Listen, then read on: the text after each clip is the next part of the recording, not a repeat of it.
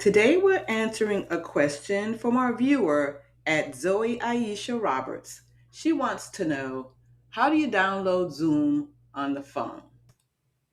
Here I'm using an Android device. You'll go to Play Store and at the bottom in the search bar, click that and then type in Zoom inside the search bar. Click Workplace will pop up.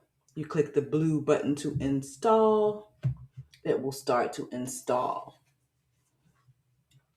Now the process is similar for Apple devices.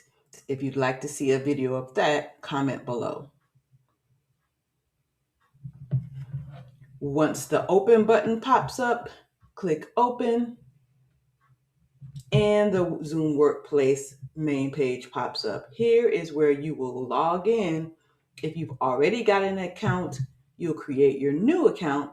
If you don't, and if you're just joining someone's meeting, you can click join a meeting. If you want to sign in, there are a few choices.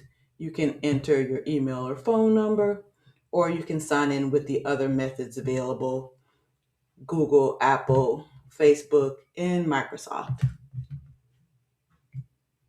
If you're going to create a new account, it'll be similar.